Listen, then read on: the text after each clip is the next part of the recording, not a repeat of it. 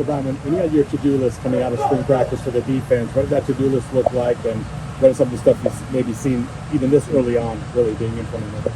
Really, the big thing that our guys are really getting better at and they're continuing to grow is just understanding our concepts and understanding what the offense is doing conceptually. So we know who we are defensively, and we know for the most part how teams are going to attack us or see us. So, really know thyself. And really coming out of the spring, we wanted to know who we were, really solidify our identity on defense.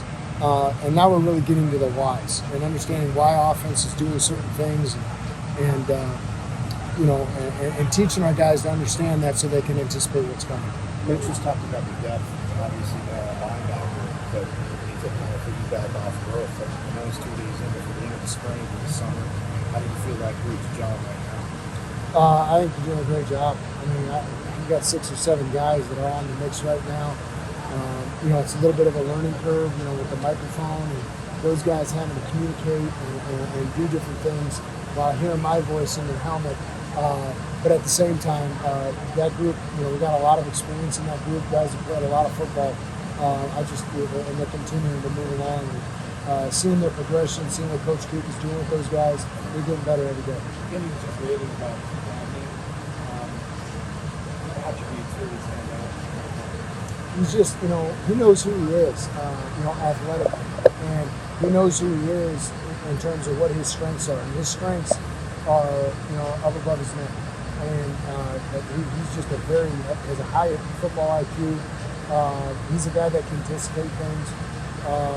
He's a leader out there. He really leads by example, but you can see he's a master of the fundamentals. And that's a guy those mean so much to him. You can see he applies those techniques every day. And he applies them to our different defensive calls, and other guys see that. He's just a great example of what you want in a guy that plays with a high football IQ. How do you feel about the cornerback overall at this point? A lot of new guys. Yeah, I mean, same situation. We got about, I think, 5 or 6 guys that are all competing to get on the field. We have some guys that are a little bit ahead of other guys because they have playing experience and, they brought some experience. And then we have some young guys that are talented. They're really trying to follow those older guys' example and knowing how to go the process, how to be successful in the college football program.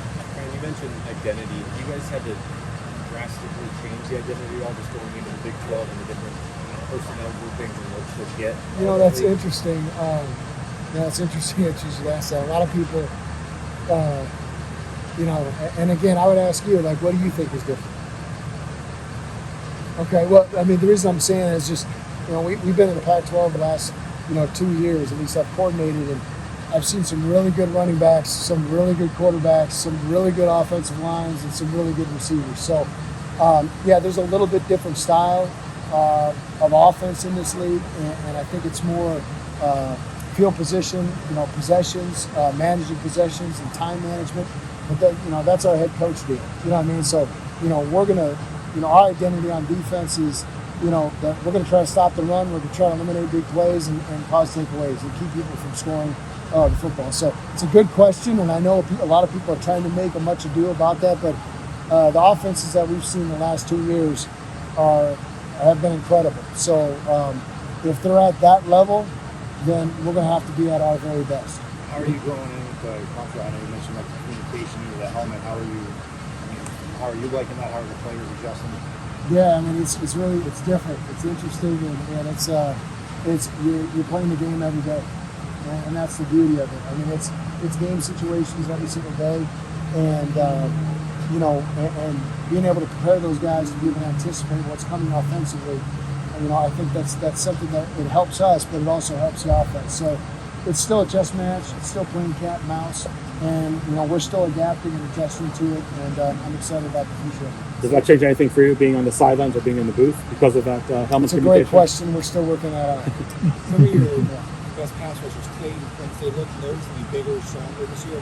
How does that kind of help them and you?